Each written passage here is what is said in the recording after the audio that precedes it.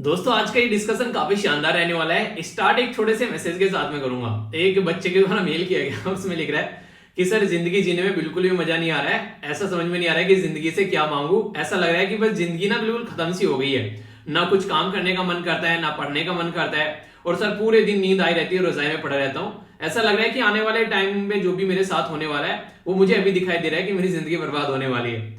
यार एक बात ना आप लोग गांठ बांध लो, और ये बात जिस दिन भी जिस इंसान के समझ में आ गई ना, वो इंसान जिंदगी में कुछ ना कुछ बेहतर करके जरूर निकल जाएगा। क्या कि आज की डेट में जो आप लोगों की जिंदगी है ना, जो आज प्रेजेंट टाइम पर आपकी जिंदगी है, वो आप लोगों के पास के कर्मों का या फिर आप लोग बोलो कुकर्मों का नतीजा है। ठीक है, अगर अच्छे कर्म किए तो अच्छी जिंदगी जी रहे हो, और वरना कुकर्म किए मतलब उल्टे सीधे काम किए तो उल्टी सीधी जिंदगी चल रही होगी। अब यहां से अगर आप लोग चाहते हो कि आने वाले टाइम में आप लोगों की जिंदगी जो है वो शानदार हो, तो आज से ही अपनी जिंदगी के लिए कुछ प्रोडक्टिव डिसीजन लेने स्टार्ट कर दो। अपनी जिंदगी को एक सही डायरेक्शन देना स्टार्ट कर दो। अपने टाइम को प्रोडक्टिव करना स्टार्ट कर दो। तो आने वाले लगभग 10-15 दिन या फिर एक महीने के अंदर अंदर ही आप लोगों को अपनी लाइफ में चेंज आना स्टार्ट हो जाएगा नजर, कि हाँ हमारी जिंदगी जो है वो सही डायरेक्शन में चलने लगी है। ये बिल्कुल ऐसी है जैसे आज मैं आप लोगों को बोलूं आप लोगों को अपना वेट कम करना है, तो आज से ही अगर आप लोग एक प्रॉपर डाइट पर अपनी बॉडी को रख दें, अपनी बॉडी को एक सही तरीके से एक्सरसाइज प्रोवाइड कराएं, आप लोग एक प्रॉपर स्लीप आप लोग लेना स्टार्ट कर दें, जो लगभग 5 से 6 या फिर 6 से 7 घंटे, इससे ज्यादा नहीं। ठीक है, बस आप लोग 6 घंटे एक एवरेज लगा के चलो। बेसिकली मेरा टारगेट रहता है कि 6 घंटे में सोया करूं, उससे एक माइंड फ्रेश रहता है अच्छे तरीके से। ठीक है, अगर बात करें तो इतना अगर आप लोग एक पैटर्न में अपनी जिंदगी को ला पाते हैं तो इससे बेस्ट और जिंदगी में कुछ नहीं है, और आप लोग की लाइफ में अपने आप प्रोडक्टिविटी आना स्टार्ट हो जाएगी। तो आज की डेट से अपनी जिंदगी को चेंज करना स्टार्ट कर दो। एक बच्चा कह रहा है सर आप लोग डेली पूछते हो कि 27 दिन चले गए, 26 दिन चले गए, सर मैंने तो एक भी दिन यूटिलाइज नहीं किया। यार उनका पूछने का बेसिक पर्पज मेरा यही होता है कि आज ही आप अगर आज से भी आप लोग देखोगे तो 27 डेज आप लोगों की जिंदगी में से चले गए इस साल के। अब आने वाला जो भी दिन होगा वहां से भी आप लोग अपनी लाइफ को प्रोडक्टिवली स्टार्ट कर सकते हो। यानी कि आज से ही आप लोग चाहो तो अपना प्लान बनाकर नेक्स्ट जो मॉर्निंग है वो बेहतरीन बना सकते हो। आज का देखो कि कैसा रहा आज का दिन, और उसमें क्या क्या चेंज करने हैं, किस तरीके से आप लोगों ने यूटिलाइज किया, तो यहीं से ही आप लोगों की जिंदगी जो है वो चेंज होनी स्टार्ट हो जाएगी। समझ में आया ना क्या बोला? जिंदगी में यही करना है, इसके अलावा कुछ नहीं करना है। कोशिश करो कि अब ये कोटेशन को इंप्लीमेंट कर दो। बोला जा रहा है कुछ ज्यादा ख्वाहिश नहीं है जिंदगी तुझसे, बस मेरा अगला कदम पिछले से बेहतरीन हो। जो दिन आप लोगों ने जिए है ना, उससे अगला जो दिन आने वाला है ना, वो पिछले वाले दिन की जितना ही प्रोडक्टिव हो, या फिर उससे आगे थोड़ा सा, या 1 सेकंड या 1 मिनट ही क्यों ना बेहतरीन हो, पर उसको इतना प्रोडक्टिव बनाओ, चाहे थोड़ा सा ही प्रोडक्टिव क्यों ना बनाओ आप लोग। तो इस तरीके से अगर जिंदगी आप लोग आगे लेकर चलते रहोगे तो ये आप लोगों की जिंदगी एक ऐसी रफ्तार पकड़ेगी जो आसपास वाले लोग देखकर हैरान रह जाएंगे कि इंसान करना क्या चाह रहा है। पर लेकिन ये कॉन्सेप्ट है ना, सबको पता है, ये इंटरेस्टिंग चीज है इस कॉन्सेप्ट की, सबको पता है सारी चीजें कि हाँ आप लोगों को थोड़ा सा चेंज डेली करना है तो जिंदगी चेंज हो जाएगी। पर लेकिन सबसे बड़ी बात आती है इंप्लीमेंटेशन के बारे में। ठीक है, सोचता तो हर कोई इंसान है कि मैं डीएम बन जाऊं, मैं सीएम बन जाऊं, मैं पीएम बन जाऊं, पर लेकिन उसके लिए काम कोई कोई करता है। ठीक है, और जो करता है तो वो बन भी जाता है, चाहे वो चाय वाले क्यों ना हो। तो इससे आप लोग समझ सकते हैं काम करना ही करना पड़ेगा। अपने प्राइम मिनिस्टर को देख लो आप लोग, प्राइम मिनिस्टर मोदी जी आज के लिए मेहनत कर वहां पर पहुंचे हैं। ठीक है, जिस भी पायदान पर थे एक टाइम पर अपनी जो पॉलिटिकल पार्टी के अंदर में, उस मुकाम तक अगर इंसान पहुंचा है तो पीछे मेहनत है। ठीक है, एक प्रॉपर स्ट्रेटजी है, एक प्रॉपर प्लानिंग है, तब जाकर इंसान वहां तक पहुंचा है। तो आप लोग भी जिंदगी में अपनी प्लानिंग कर सकते हैं कि आप लोगों को कहां पर जाना है। मुझे एक उनका इंटरव्यू याद आ रहा है, एक टाइम पर एक बच्चे ने उनसे पूछा था, तब 2019 के जोन में वो चल रहे थे, मतलब उसके इलेक्शन से पहले की बात है, जो 2019 में इलेक्शन हुए थे। एक बच्चे ने उनसे पूछा कि सर अगर मुझे प्राइम मिनिस्टर बनना हो तो क्या करना पड़ेगा। उस टाइम पर उन्होंने बोल दिया था, जब तो नए नए प्राइम मिनिस्टर बनकर आए थे, कि 2024 तक तो मैं प्राइम मिनिस्टर रहने वाला हूं, उसके बाद में तुम सोच लेना। यानी कि उनको कंफर्म था कि 2019 में वही प्राइम मिनिस्टर बनने वाले हैं। तो ये वाला कॉन्फिडेंस जो होता है जिस दिन आप लोगों को अपनी जिंदगी में आ गया, और वो तब आएगा जब आप लोग काम करोगे। अगर काम नहीं करोगे तो ये कॉन्फिडेंस कभी नहीं आएगा। तो कोशिश करो यार जिंदगी में प्लानिंग बनाने की और उसको इंप्लीमेंट करने की, आप लोगों को रिजल्ट दिखने स्टार्ट हो जाएंगे। और अगर नहीं रिजल्ट दिखे तो प्लान चेंज कर दो, पर लेकिन टारगेट वही रहना चाहिए। ठीक है, टारगेट नहीं चेंज रहना चाहिए। टारगेट में कोई चेंज होना, जो टारगेट डिसाइड कर ले उसी को मतलब अचीव करके छोड़ना है। ठीक है, इसमें से कई सारे बच्चे ऐसे जो मॉर्निंग में उठने का टारगेट बना रहे हैं, अच्छा लगता है। इस तरीके से आप लोग जिंदगी को प्रोडक्टिव बनाना स्टार्ट कर रहे हो। कंफर्ट जोन से तो बाहर आना पड़ेगा। आप लोग की जिंदगी ना बर्बाद करने वाली चीज है जस्ट आप लोगों का कंफर्ट जोन, जो आप लोगों को कि आज रहने देते हैं, आज सो लेते हैं, एक्सरसाइज छोड़ देते हैं, आज नहाने को रहने देते हैं, आज आंसर राइटिंग रहने देते हैं, आज क्वेश्चन प्रैक्टिस नहीं करते हैं। ये सारी चीजें आप लोगों को एक आप लोगों की बर्बादी की ओर ले जा रही है। उन्हें कहते हैं आप लोगों की कबर खोद रही है ये सारी चीजें। अगर इनसे आप लोग बाहर नहीं निकलोगे ना, तो भाई साहब जिंदगी भर रोते रहोगे और फिर बोलोगे काश यार उस टाइम पर वो चीजें कर ली होती। तो जिंदगी में अगर चाहते हो काश न लगे तो ये अवकाश लेने छोड़ दो और सही डायरेक्शन में जिंदगी को जीना स्टार्ट करो। ठीक है, काफी शानदार डिस्कशन रहने वाला है। आपसे ज्यादा तो डेडिकेटेड ये बिल्ली है, डेली देखो कितने अच्छे से शानदार तरीके से पढ़ती है तो इससे सीख लो कुछ, जिसको नहीं पढ़ने में मजा आ रहा है। ओके, वैसे बहुत सारे बच्चे बहुत अच्छा कर रहे हैं, अच्छा मतलब मजा आ रहा है मुझे देखकर कि बहुत सारे अच्छे से प्रोडक्टिवली आंसर दे रहे हैं, रेगुलर वीडियोस देख रहे हैं, तो अच्छा लगता है। इसी तरीके से आप लोग को लगे रहना है, ठीक है। मैंने बोला था कि प्रीमियर लगाना है कि इस वीडियो का, कई सारे बच्चों ने बोला सर प्लीज पहले की तरह प्रीमियर लगा दो। चलिए आज प्रीमियर लगाता हूं, देखता हूं आप लोग कैसी परफॉर्मेंस रहती है और कितना प्रोडक्टिवली आप लोग कमेंट बॉक्स को यूज करते हो, उसके बाद में फिर हम लोग आगे देखेंगे, ठीक है। तो मतलब आप लोगों को यहाँ पर अच्छे से वीडियो को यूटिलाइज करना है अगर प्रीमियर लगा रहा हूं तो, ठीक है। आगे बढ़ते हैं, यहाँ पर बात करेंगे यहाँ पर इंडिया के द्वारा साइन किया गया था यहाँ पर UNCRC, ठीक है। तो UNCRC क्या है यहाँ पर, ये जानेंगे पूरा कॉन्सेप्ट इसके पीछे क्या है। अभी रिसेंटली यहाँ पर केस है सुप्रीम कोर्ट के अंदर में, जिसके चलते यहाँ पर कई सारी बातें निकल कर आई, ठीक है। तो बात की जा रही है कि अगर किसी भी जो पेरेंट्स को यानी कि माँ बाप को अगर तलाक लेना है तो यहाँ पर पूरा फोकस जो होना चाहिए वो होना चाहिए कि बच्चे का इंटरेस्ट एक तरीके से हनन न हो। तो इसके बारे में यहाँ पर बात की जाने वाली है, तो समझेंगे इसके बारे में। यहाँ पर कई सारे मुद्दे, एक पूरा टॉपिक आप लोगों के सामने निकल के आएगा। ये भी सुप्रीम कोर्ट का केस है यहाँ पर जो कि आप लोगों को बताना है, और एक कमेटी के नाम के बारे में बात की गई यहाँ पर, इसके बारे में बताना है, ठीक है। नेक्स्ट यहाँ पर बात की जा रही है, ये है बेसिकली गिरकिन्स। चलिए देखता हूं किस चीज को बताइए गिरकिन्स के बारे में, कौन कौन जानते हैं गिरकिन्स क्या है, ठीक है। तो गिरकिन का कल्टीवेशन जो है हमारे देश में वो सबसे पहले कहां पर स्टार्ट किया गया था, और आज की डेट में इनकी प्रोडक्टिविटी इतना ज्यादा बढ़ चुकी है कि हमारा देश जो है वर्ल्ड में सबसे ज्यादा एक्सपोर्ट करने वाला बन गया है गिरकिन्स। तो गिरकिन्स को क्या बोलते हैं आप लोग इसको जाकर सर्च करिएगा, ठीक है। इसलिए तुक्का मारिए क्या होगा गिरकिन्स। कुछ खाने पीने का सामान है, कुछ एक्सपोर्ट किया जा रहा है, प्रोसेसिंग की जा रही है, एग्रीकल्चर से रिलेटेड है। चलिए देखिए तुक्का मारिए क्या हो सकता है, ठीक है। Agriculture and processed food product export development authority, जिसको एपिडा के नाम से भी आप लोग जानते हैं, ठीक है।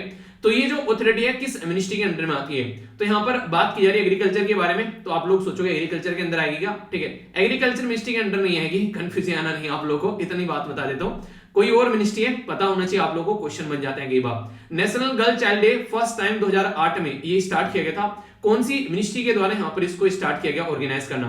इसी के साथ में यहाँ पर अगर बात करें गर्ल चाइल्ड जो है वो काफी ज्यादा एक तरीके से, जो गर्ल चाइल्ड है एक तरीके से उनकी जो संख्या है आप लोगों ने देखा हो काफी ज्यादा नहीं, एक डिक्लाइन होती है, कई बार नजर आती है। हम लोग क्या करते हैं, एक बच्चे का बेसिकली ये सोचते हैं कि बेसिकली हमारे लड़का हो, ठीक है। मैक्सिमम टाइम वो चीज आप लोग को देखने को मिलेगी। तो लड़कियों से बेसिकली चाहते तो सब है कि हाँ एक शादी हो जाए, मम्मी रहे, बहन रहे सब, पर लेकिन कोई ये नहीं चाहता बेटी रहे, ठीक है। तो ये दिक्कतें निकल कर आती हैं। तो यहाँ पर चाइल्ड मैरिज भी आप लोग काफी ज्यादा देखने को मिलती है। तो चाइल्ड मैरिज जो है वो डिक्रीज हुई है अभी, थोड़ी सी अच्छी बात है, खुशखबरी आप लोग बोल सकते हो। लगभग कितनी थी और कितनी हुई, ये नेशनल फैमिली हेल्थ सर्वे में मैंने आप लोग को डिटेल में डिस्कस किया था। तो थोड़ा सा रिवीजन भी आप लोग को हो जाएगा, तो अच्छे से डिस्कस करेंगे, ठीक है।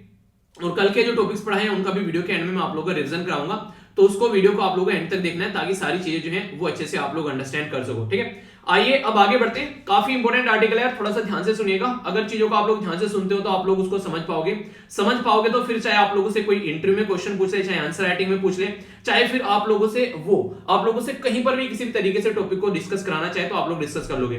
बात की जा रही है यहाँ पर जीएस पेपर 2, ये गवर्नमेंट की पॉलिसीज है और इसी के साथ में उससे रिलेटेड जो इश्यूज हैं उसके बारे में बात की जा रही है, बच्चों से रिलेटेड खासकर। और एक टर्म आप लोगों को बताऊंगा जिसको बोलते हैं शेयर्ड पेरेंटिंग। शेयर्ड पेरेंटिंग क्या होती है, इसके बारे में आप लोगों से बात करूंगा। इसके बारे में काफी इंपॉर्टेंट कॉन्सेप्ट आप लोगों को बताने वाला हूं। होता क्या है, नॉर्मली हमारे समाज में आप लोगों ने देखा होगा, दो लड़का और लड़की जो होते हैं आपस में शादी करते हैं, दोनों शादी करने के बाद में जब कोई बच्चा हो जाता है तो आप लोगों ने नॉर्मली देखा होगा कई बार ऐसे केसेस निकल कर आते हैं कि इनका मन करता है कि एक दूसरे के साथ में रहना ही नहीं है, एक दूसरे से इनकी जिंदगी जो है बिल्कुल उब चुकी होती है। फिर इनको लगता है कि अपनी जिंदगी अलग अलग रहकर हम लोग को व्यतीत करनी चाहिए। तो उस टाइम पर जब ये डिसीजन ले रहे होते हैं, ये कहीं ना कहीं भूल जाते हैं कि इनका एक बच्चा भी हो चुका है। उस बच्चे की जिंदगी क्या होने वाली है, इनके लड़ाई झगड़े इतने ज्यादा बढ़ जाते हैं कि वो बच्चे को बिल्कुल इग्नोर कर देते हैं और बच्चा जो है वो कहीं ना कहीं अपनी जिंदगी को एक सहमी जिंदगी के तरीके से जीना स्टार्ट कर देता है। कई बार तो बच्चे का बचपन जो है वो खराब हो जाता है इन सब चीजों के चक्कर में। तो कई सारे ऐसे अभी कोर्ट के डिसीजन आए जिसमें बोला गया इस चीज से थोड़ा सा ऊपर आप लोगों को उठना पड़ेगा। और अगर कोई भी पेरेंट्स जो है, कोई भी ऐसे जो दो लोग हैं जिनका बच्चा है वो अलग हो रहे हैं, तो उनको ध्यान देना पड़ेगा कि उनके अलग होने की वजह से उस नन्हे से बच्चे के ऊपर क्या इंपैक्ट पड़ रहा है। आप लोगों की जिंदगी में जो भी प्रॉब्लम है वो आप लोगों की प्रॉब्लम है, उससे बच्चे के ऊपर कोई इंपैक्ट नहीं पड़ना चाहिए। तो अगर पेरेंट जो है वो सेपरेट होते हैं, डाइवोर्स यानी कि तलाक लेते हैं, तो यहाँ पर वो बच्चे का बेस्ट इंटरेस्ट उनको देखना पड़ेगा कि उसको कैसे सर्वाइव करना है। 2019 में सुप्रीम कोर्ट के द्वारा यहाँ पर ये बातें बोली गई कि जो बच्चे के राइट है उसके ऊपर आप लोगों को ध्यान देना पड़ेगा। अपना अलग होना है नहीं होना है वो आप लोगों का बेसिकली खुद का आप लोगों का डिसीजन है। तो यहाँ पर शेयर पेरेंटिंग की बात की जा रही है कि दोनों को मिलकर यहाँ पर कम से कम बच्चे का लालन पालन आप लोग करना पड़ेगा, जिससे कि बच्चे के ऊपर कोई दिक्कत ना पड़े। पर लेकिन हमारी कंट्री में कोई इस तरीके से एक प्रॉपर लॉ देखने को नहीं मिलता है। कई बार रिकमेंडेशन दी जाती है, पर लेकिन इस तरीके से एक प्रॉपर कानून होना चाहिए जो कि शेयर पेरेंटिंग को प्रॉपर तरीके से इंप्लीमेंट कर सके, कि दोनों पेरेंट जो हैं वो एक तरीके से किस तरीके से बच्चों को लेकर चलेंगे। ठीक है, तो इसके लिए क्या बेसिकली बच्चे को अगर बात करें बड़ा करना है तो उसको प्यार की भी जरूरत है, गाइडेंस की भी जरूरत है, तभी बच्चा जो है वो आगे बढ़ेगा। पर लेकिन पेरेंट्स अगर अलग हो जाएंगे तो पता चला माँ का प्यार नहीं मिल रहा है, फिर बाप का प्यार नहीं मिल रहा है, तो बच्चा उस चीजों से वंचित रह जाता है, उसका बचपन बिगड़ जाता है। तो ये किसके हाथ में है? ये सीधा सीधा उन लोगों के हाथ में है जो सेपरेट होने जा रहे हैं। अगर उनको सेपरेट होना है तो कम से कम बच्चे का लालन पालन किया जाए और उसको इस तरीके से लेकर उस पोजीशन में रखा जाए कम से कम बच्चे को, कि कम से कम उसका बचपना तो खराब न हो। तो ये यहाँ पर सजेशन देखने को मिलता है। हमारी कंट्री में आप लोगों को अभी मैं कुछ कानून बताने वाला हूं जो कि यहाँ पर बेसिकली बात करते हैं बच्चे की कस्टडी के बारे में। अगर कल को चलकर माँ बाप का अगर तलाक हो जाता है तो बच्चे को क्या क्या यहाँ पर बेसिकली ऑप्शन मिलते हैं बच्चे के पास में, तो वो बात चीजें यहाँ पर बताई गई है, और कौन बच्चे को कैसे रखता है वो चीजें बताई गई है। तो मैं आप लोगों को 2 कानून बताऊंगा यहाँ पर, बड़े ही इंपॉर्टेंट है, अगर कल को लिखने के लिए आ जाए तो इनके बारे में आप लोग मेंशन कर सकते हैं। पहला जो कानून है यहाँ पर ये बात करते हैं हिंदू माइनॉरिटी एंड जो गार्जियनशिप एक्ट के बारे में, जिसको HMGA भी बोलते हैं, Hindu minority and guardianship act. ठीक है, तो ये 1956 का एक एक्ट है जो कि यहाँ पर ये बोलते हैं नेचुरल एक गार्जियन के बारे में, जो कि हिंदू का अगर कोई माइनर बॉयज या फिर अनमैरिड गर्ल है, यानी कोई ऐसा बच्चा हो गया, कोई लड़का है या फिर अनमैरिड गर्ल है, ठीक है, तो यहाँ पर मदर और फादर को जो है उसकी कस्टडी प्रोवाइड कराई जाती है। ठीक है, अगर उसके 5 साल कंप्लीट नहीं हुए, अंडर 5 ईयर क्या रहता है बेसिकली बच्चा जो है देखिए माँ के पास में ज्यादा एक तरीके से वो नहीं कहते कि प्रोटेक्शन फील करता है, क्योंकि एक तो कई बार आप लोगों ने देखा होगा बच्चा जो एक कई सारे बच्चे होते हैं जो काफी लंबे समय तक दूध पीते रहते हैं। ठीक है, एक तो वो कंडीशन आप लोगों को देखने को मिलेगी, जैसे एक मैं भी था बहुत लंबे समय तक मैंने जो है उन्हें कहते हैं मम्मी का जो दूध पीते हैं काफी लंबे समय तक मैंने पिया, तो कई सारे बच्चे ऐसे होते हैं। तो इस सब चीजों में आप लोगों को देखा होगा तो 5 साल वो एज रखी गई है कि यहाँ पर 5 साल तक तो मदर के पास ही रहेगा, पर लेकिन 5 साल के बाद में फिर कैसे उसको रखना है, तो ये वाली सारी चीजें जो है यहाँ पर ये Hindu minority and guardianship act के अंदर आप लोगों को देखने को मिलेगी। एक तो ये कॉन्सेप्ट आप लोगों को याद रखना है। दूसरा अगर यहाँ पर बात करें तो बात की जा रही है गार्जियन एंड वार्ड्स एक्ट है 1890 का।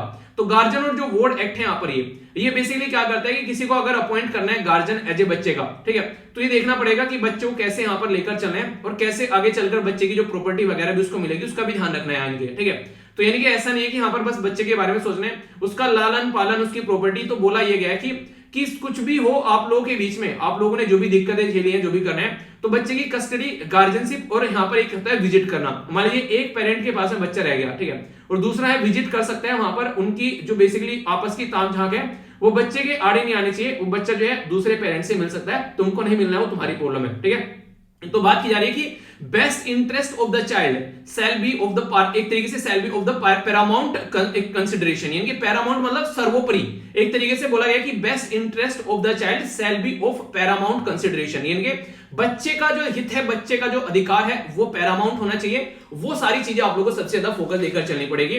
बाकी आप लोग लड़ो एक दूसरे का सर फेड़ो कुत्ते बिल्ली की तरह लड़ो, वो आप लोगों की टेंशन है, पर बच्चे के ऊपर उसका इंपैक्ट नहीं पड़ना चाहिए। ये यहाँ पर एक्ट के अंदर यहाँ पर ये बातें बोली गई है। ठीक है, तो यहाँ पर अगर बात करें तो ये बातें मोटी मोटी आप लोगों को समझ में आ गई। अभी कुछ आगे चलता हूं। हमारी कंट्री अगर बात करें इसके बारे में क्या क्या बात करती है, तो हम लोग सिग्नेटरी हैं, इनके हम लोगों ने ऑलरेडी साइन कर रखा है United nation convention on right of the children, यानी कि UNCRC, तो इसके हम लोग सिग्नेटरी हैं ऑलरेडी। तो इसका मतलब यह है कि हम लोग इसकी बातें फॉलो करेंगे जो यूएन के द्वारा बोली गई और यूएन के द्वारा डिफाइन किया गया ऑलरेडी अपने एक्ट के अंदर में कि best interest of the child, यानी कि बच्चे का बेस्ट इंटरेस्ट आप लोगों को देखना पड़ेगा और उसी को आप लोगों को लेकर चलना है। तो juvenile justice care and protection of the children act 2015 का वो इसी के हिसाब से हम लोगों ने बताया, ताकि बच्चे का जो इंटरेस्ट है उसको हम लोग ध्यान में रखकर चल सकें, ना कि अपने इंटरेस्ट के बारे में बात करें कि हमारा एक दूसरे के साथ में मन नहीं लग रहा है, एक दूसरे के साथ में हम लोग को नहीं रहना है। तो बेस्ट इंटरेस्ट चाइल्ड का देखना पड़ेगा। तो यूनाइटेड नेशन भी आप लोगों को यही बोलते हैं। तो कोई भी डिसीजन अगर आप लोगों को लेना है तो ये देखना है कि बच्चे के ऊपर उसका फिजिकल, इमोशनल, इंटेलेक्चुअल डेवलपमेंट पर क्या इंपैक्ट पड़ रहा है और बच्चे की कस्टडी को कैसे लेकर चलना है, वो सारी चीजें आप लोगों को यहाँ पर ध्यान रखनी पड़ेगी। बच्चे के ऊपर उसका कोई भी नेगेटिव इंपैक्ट नहीं पड़ना चाहिए। तो ये बातें फिर से वही बातें यहाँ पर बोली जा रही है घुमा फिरा कर कि ऐसा कुछ होना चाहिए। पर लेकिन ये सारे मुद्दे निकल कर आए कहां से, अगर आप लोगों से कोई पूछने लगे तो यार हमारे देश में इसके रिलेटेड 3 केस आप लोगों को मैं बताने वाला हूं जो कि इंपॉर्टेंट है और घुमा फिराकर बच्चे के बारे में फोकस पूरा देकर चल रहे हैं। पहला केस 2017 में देखने को मिला, विवेक सिंह वर्सेस रोमिनी सिंह का केस यहाँ पर निकल कर आया, जिनके बारे में बात करें डाइवोर्स के बारे में, तो यहां से एक टर्म निकल कर आया जिसको बोला गया यहाँ पर पेरेंटल एलिनिएशन सिंड्रोम। सिंड्रोम क्या होता है, एक तरीके कोई बीमारी के सिम्टम्स आप लोगों को देखने को मिलेंगे जब पेरेंट्स जो है वो अलग हो रहे हैं, तो उस टाइम पर बच्चे के ऊपर क्या इंपैक्ट पड़ रहा है, तो साइकोलॉजिकल डिस्ट्रैक्टिव इफेक्ट आप लोगों को बच्चे के ऊपर देखने को मिलेगा। एक बच्चा है जो मम्मी पापा के पास में रहता है, दोनों की कंपनी को एंजॉय करता है, और पता चला मम्मी पापा अलग होना स्टार्ट हो गए। देखिए ये चीजें मैं पढ़ा रहा हूं ना आप लोगों को, तो सुनने में आप लोगों को थोड़ा लग रहा होगा अच्छा ठीक है टॉपिक चल रहा है, पढ़ा रहे हैं, ठीक है, पढ़ने के बाद में निकल गए। एक मिनट के लिए इसको फील करके देखो आप लोग, अगर अपने ऊपर इसको इंप्लीमेंट करके फील करके देखोगे कि मम्मी और पापा जो है वो अलग अलग रहना स्टार्ट हो गए, ठीक है, तब आप लोगों को इस टॉपिक की ग्रेविटी समझ में आएगी कि वो छोटा सा बच्चा जो है, आज तो हम तो बड़े हो चुके हैं खैर आज की डेट में, ठीक है, मैक्सिमम मुझे लग रहा है कि जो बच्चे यहाँ पर आज के डेट में आप जो देख रहे हैं, मुझे लग रहा है कि मैक्सिमम 15 या 20 से ऊपर के होंगे, ठीक है। सोचो एक ऐसा बच्चा जो 10 साल से नीचे का है, कोई 10 साल से नीचे का बच्चा देख रहा है वीडियो, शायद ही नहीं देख रहा होगा शायद, ठीक है।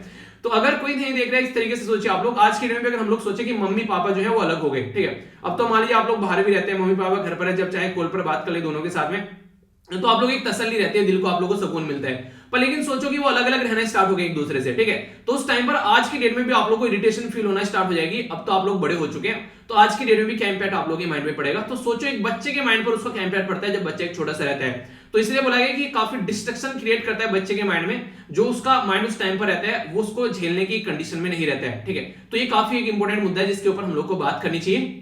2017 के केस के बाद में जो नेक्स्ट केस आप लोगों को देखने को मिलेगा ये है 2019 का। सुप्रीम कोर्ट में एक और केस पहुंचा जो कि बोलते हैं यहाँ पर लहरी सकुमरी वर्सेस सोहन कोडाली, ठीक है।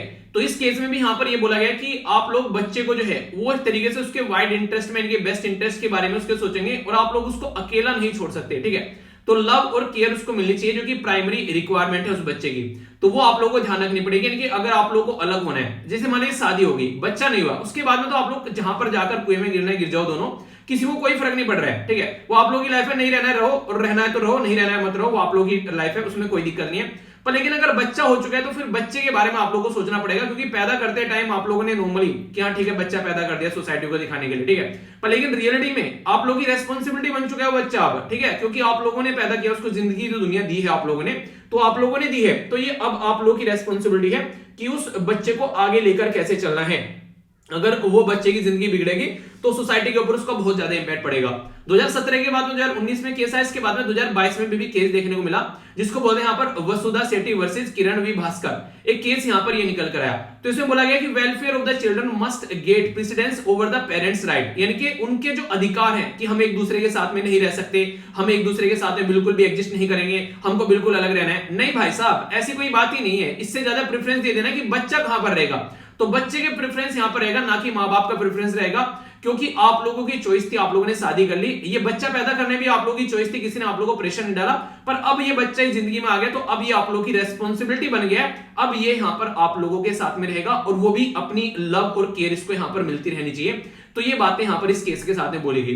तो ये केस में जब बातें निकल कर आई तो वहां से पता चल रहा है कि प्रॉपर कानून के अंदर भी ऐसी व्यवस्था यहां पर होनी चाहिए ताकि ऐसे सिस्टम को इंप्लीमेंट किया जा सके। तो क्या कानून के बारे में कुछ बातें हैं ऐसी हमारे देश में, अगर उनके बारे में बात करें तो कुछ ओपिनियन है, कुछ ऐसी पेरेंटिंग से रिलेटेड कुछ ऐसी बातें हैं जो कि हमारी कंट्री में लॉ कमीशन की रिपोर्ट के द्वारा बोली गई। तो ये बातें मैं आप लोगों को बताऊंगा जो कि आंसर राइटिंग को एक अच्छी, एक नहीं कहते कि सजेशन जब आप लोग देते हैं, वे फॉरवर्ड आप लोग लिखते हैं, तो ये यहाँ पर इस तरीके की कमेटी, इस तरीके की रिपोर्ट जो है वो काफी बड़ा रोल प्ले करती है, ठीक है। तो वहां पर भी आप लोग देखते हैं, और सोसाइटी में जहां पर आप लोग रहते हैं आसपास अगर कोई आप लोगों को ऐसा केस देखने को मिलता है तो भी आप लोग वहां पर इनको यूज कर सकते हैं, ठीक है।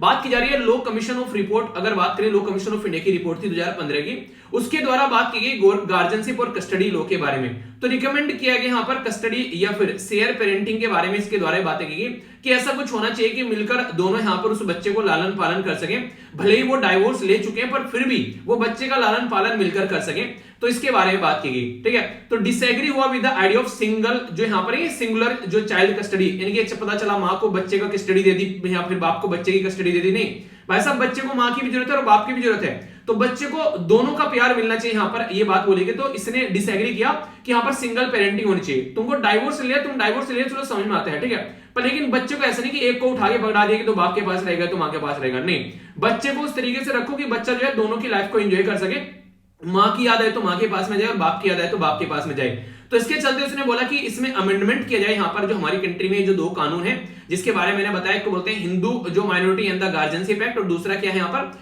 दूसरा है गार्जियन एंड द जो guardians and the votes act 1819, ठीक है। तो ये जो बाबा आदम के जमाने के कानून है, इसमें दोनों में आप लोगों को चेंज करना चाहिए, और प्रेजेंट टाइम के हिसाब से बच्चे को कैसे लेकर चलना है, उसकी कस्टडी क्या रहेगी, बच्चे को सपोर्ट कैसे मिलेगी, ठीक है। इसी के साथ में अगर कोई विजिट करना है बच्चे को, मान लीजिए पेरेंट्स माँ के पास में तो बाप विजिट करेगा, बाप के पास में तो माँ विजिट करेगी, तो प्रॉपर उसके लिए यहां पर कोई भी रोक टोक यहां पर नहीं होनी चाहिए।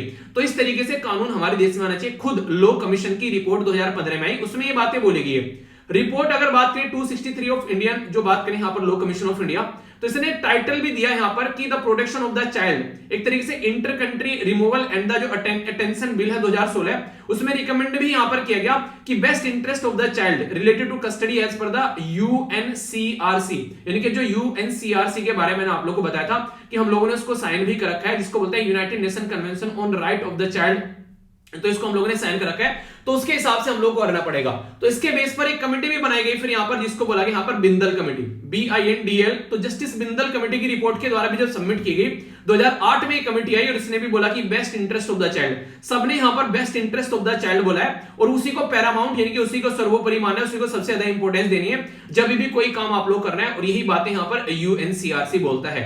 यानी कि बोला ये गया, घुमा फिरा के कुछ भी आप लोग देख लो कि हमारे देश में जो एक्ट है उनको अगर प्रॉपर तरीके से आप लोग लेकर चलोगे, उनको अमेंडमेंट करो, यूएनसीआरसी के हिसाब से लेकर चलो, जो भी कानून आप लोगों को बनाने हैं, सुप्रीम कोर्ट के 3 डिवीजन है और यहां पर लॉ कमीशन की रिपोर्ट है और एक जस्टिस की रिपोर्ट है, इसके हिसाब से कानून में अंदर अमेंडमेंट करो ताकि बच्चों की केयर पर ध्यान दिया जा सके, ना कि उनकी मर्जी है उनको अलग रहना है उस पर ध्यान दिया जाए। तो उनको अलग रहना है उसके ऊपर ध्यान नहीं देना है, उनकी जिंदगी कैसे चलनी है उनके ऊपर ध्यान नहीं देना है, बच्चों को दोनों का प्यार मिलना चाहिए, भले ही उन दोनों को अलग अलग रहना हो। तो ये बातें यहां पर बताई गई। आप लोग ही क्या रहे इसके बारे में, इस वीडियो को पोस्ट कर यहां पर आप लोग अपनी राय लिख सकते हैं कि आप लोग क्या इसके बारे में सोचते हैं, और आप लोग का जो भी सजेशन होगा वो एक ऐसा सजेशन होना चाहिए कि एक प्रोडक्टिव सजेशन लगे कि हाँ ऐसा इस तरीके से हम लोग कर सकते हैं, जो भी माइंड में आता है आप लोग सोच सकते हैं इसको, बातों को थोड़ी देर के लिए रखकर कि हाँ अगर कोई चीज समझ में नहीं आती ना कभी भी, जैसे मुझे मूवी देखने में इतना इंटरेस्ट आता है, ठीक है, आप लोगों ने कई बार देखा होगा मूवीज के डायलॉग याद रह जाते हैं, पता है उसका क्या रीजन है, क्योंकि यार जब मैं मूवीज देखता हूँ ना उसमें कोई ना कोई कैरेक्टर ऐसा है जो मेरा फेवरेट हो जाता है, ठीक है, मैं उसको अब उस कैरेक्टर की जगह अपने आप को रख देता हूँ वहां पर, ठीक है,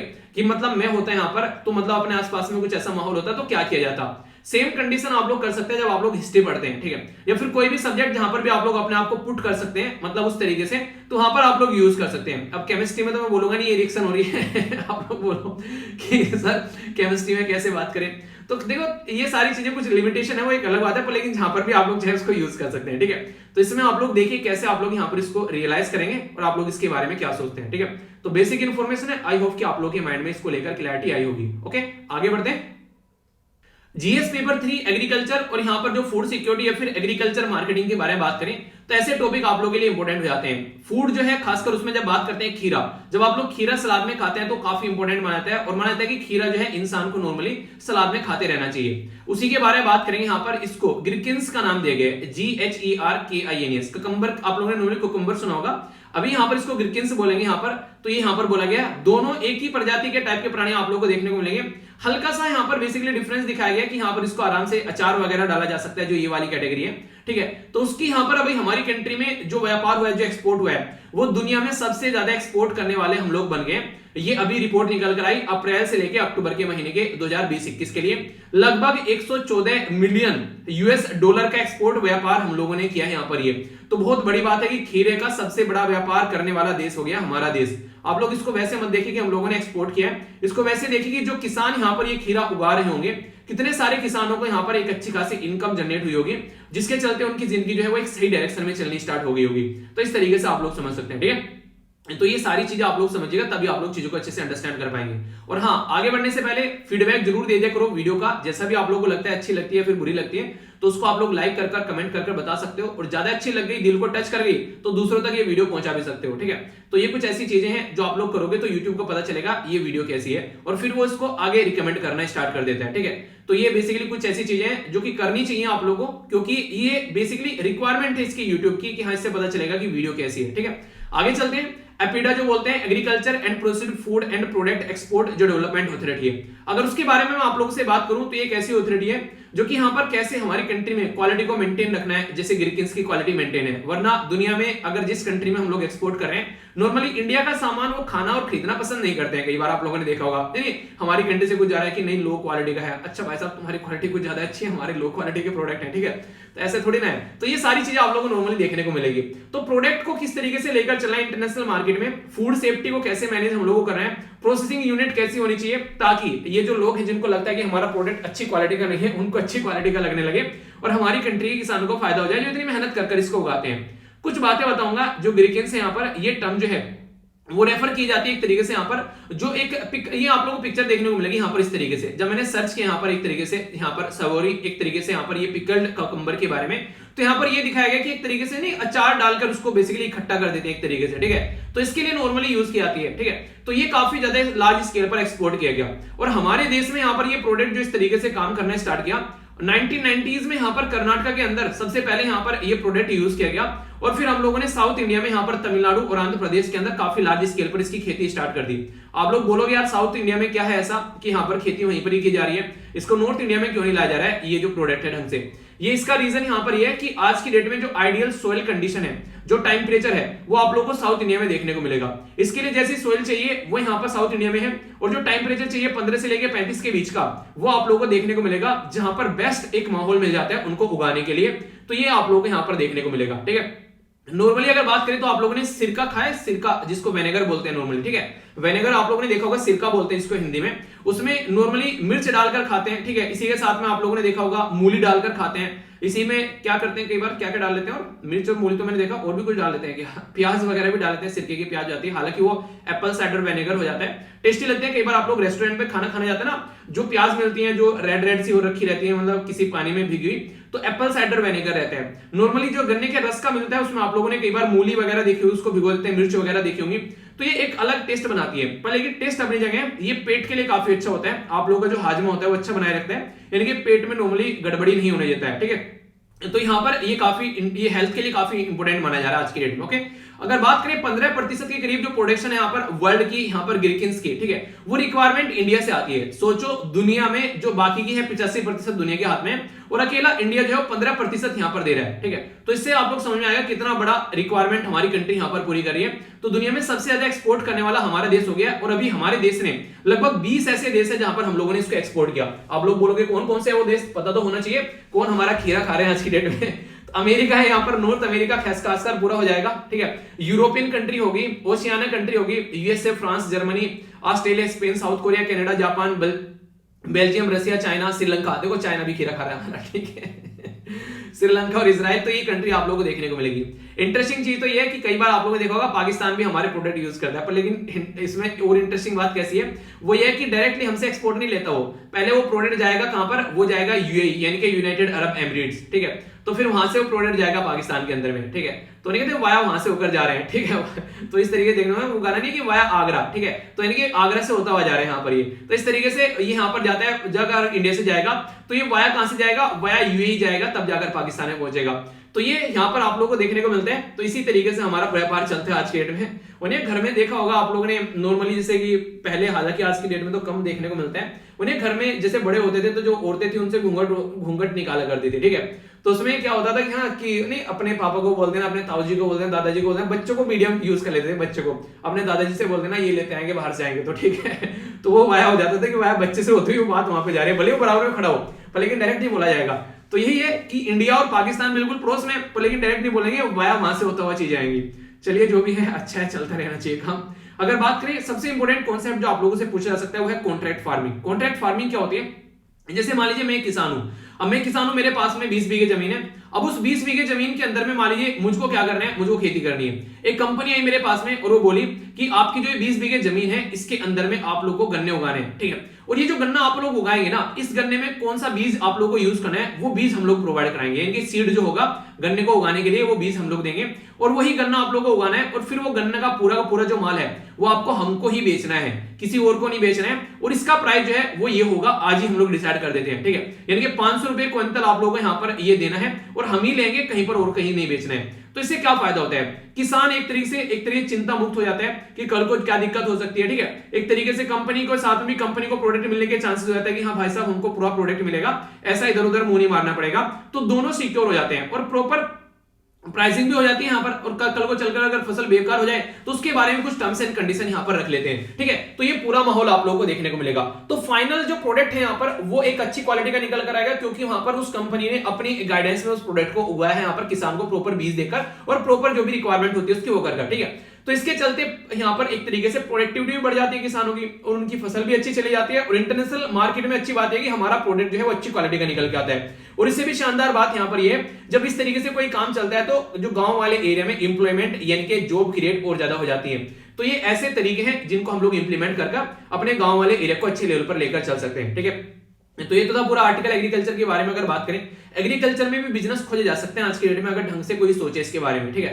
आगे चलते हैं यहाँ पर एग्रीकल्चर एंड प्रोसेस्ड फूड, जो यहाँ पर प्रोडक्ट एक्सपोर्ट जो डेवलपमेंट अथॉरिटी जिसको एपिडा बोला था, इसके बारे में कुछ बातें कर लेते हैं। एक ऑर्गेनाइजेशन भी आप लोगों की कंप्लीट हो जाएगी।